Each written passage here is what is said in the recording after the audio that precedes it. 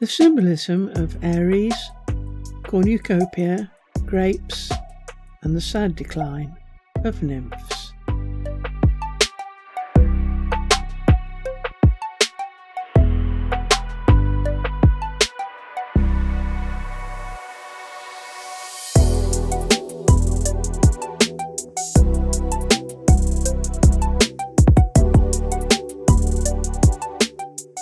Aries is a constellation and the first sign of the zodiac. It is shown pictorially as a ram, a male sheep. However, the symbolism of sheep, see our video on sheep and wool, and that of this particular ram is not the same. Although, admittedly, both have wool, a symbol of considerable spiritual energy. The symbol for Aries looks like a ram's horns. See our video on horn symbolism. It is associated with the planet and Roman god Mars, the same planet and Greek god Aries, and the element of fire. Overall, it represents the extreme red-blooded masculine archetype. The spiral horns of a ram is known in Hebrew as shofar, from the Arabic sawafiru, ram's horns, or Akkadian shaparu, wild goat. As such, symbolically, a male goat is as good as a male sheep, both being horny. Of powerful leaders, Amun, Jupiter, and Zeus. The stars were once regarded as if they were flocks of sheep wandering across the sky. And the Aries constellation was at the front of the flock, leading the heavens and all the other gods through the year. Many think that our figure Aries was designed to represent the Egyptian king of gods, shown at Thebes with ram's horns and variously known as Amen, Amen, or Amun. In other words, since Amun was king of the gods, Aries was a very masculine symbol. The god Amen was identified with Zeus and Jupiter of the Greeks and Romans. This is a statue of Zeus with Hera, his long-suffering wife. They appear to be having a bit of a discussion. Amenhotep IV introduced the worship of Aten, the sun's disk itself, identifying it as Amun Ra. Occasionally it has a lion's body. In effect, all the masculine symbols align together in Aries: the sun, gold, horns, the lion, and the ram. Aries thus represents all the male pagan leaders or kings of the gods, and is as a consequence associated with virility and considerable male sexual energy, and overflowing abundance, in fact. Euphemisms creep in. The Ramblers Association. Ram is a general West Germanic word for male sheep, now shared only by the Dutch. It may be related to the Old Norse ramur, strong, the allusion being to the ram's strength in butting. From this we get the idea of a battering ram, of which more shortly. Another word that is based on this same root is the verb ramble, which etymologically, and I now quote, means to wander around like a randy ram looking for ewes to copulate with.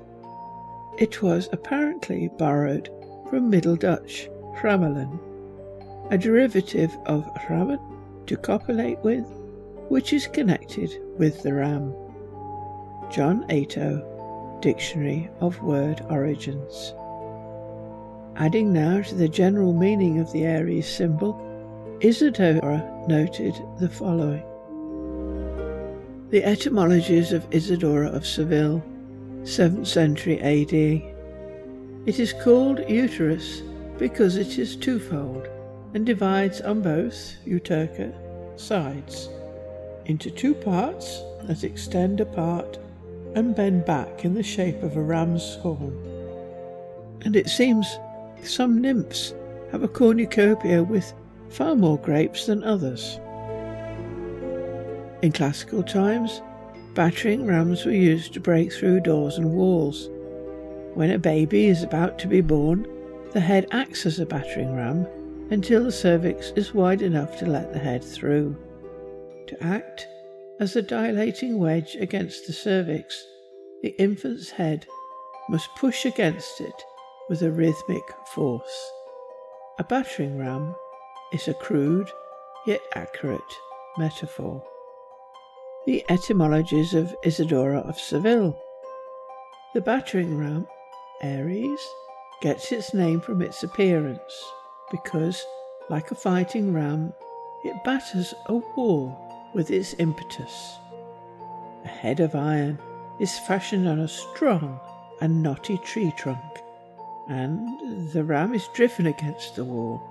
Drawn back, it is aimed again with a greater force. Finally, beaten with frequent blows, the side of the wall gives way, and the battering ram breaks through where it has caved in and makes a breach. Against the thrust of a battering ram, the remedy is a sack filled with straw and set in the place where the battering ram strikes, for the impact of the thrust of the battering ram is softened in the yielding hollow of the sack. I hope you get the idea.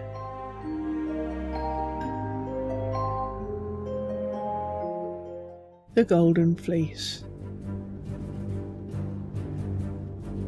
The Greeks associated Aries with the ram, who carried Phrixus and his sister Hela on his back, bestriding a ram which Hermes had made, all of gold.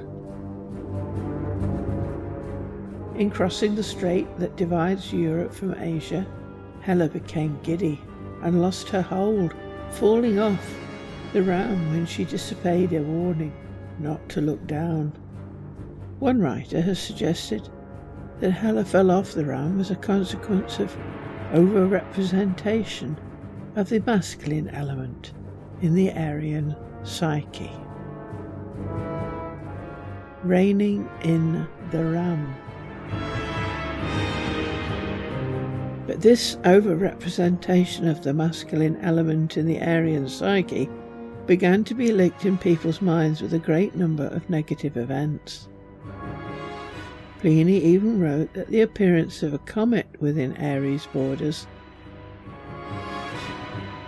portended great wars, riots, drought, and widespread mortality. Indeed, the comets and Aries together became a bad omen.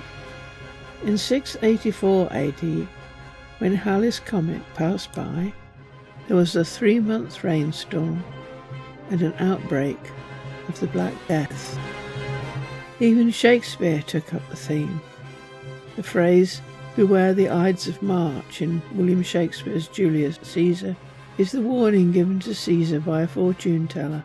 The Ides of March was the day Caesar was assassinated. March is named after Mars and is in Aries. And Aries and the excessive masculinity in this archetype began to get a very bad name. Manilius, Astronomica, 1st century AD, Book 4. When the ram emerges above the surface of the waves, rising, and the curve of his neck appears before his horns, he will give birth to hearts that are never content with what is theirs.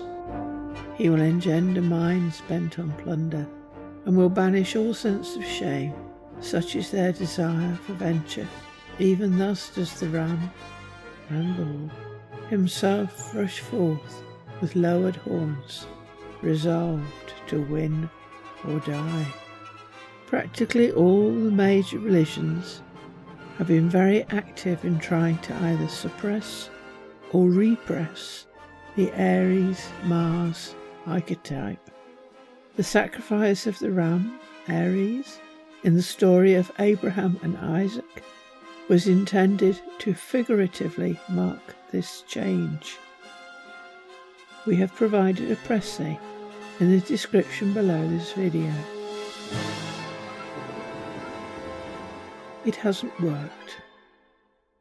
You can't change an archetype.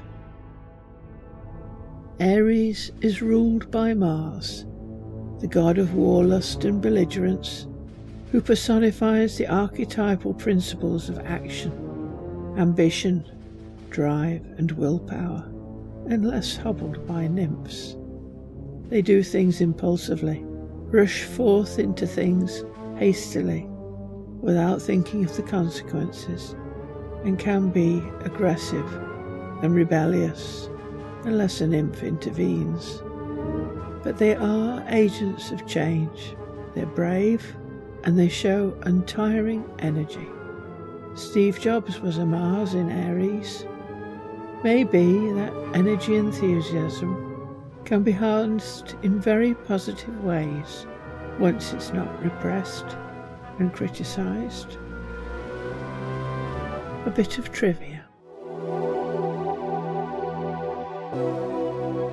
Zeus is said to have sired at least 54 children, 31 by divine unions including the 3 Graces, the 9 Muses, the Horai and the Morai, and 23 by human unions. It is probably just as well he was consigned to the sky.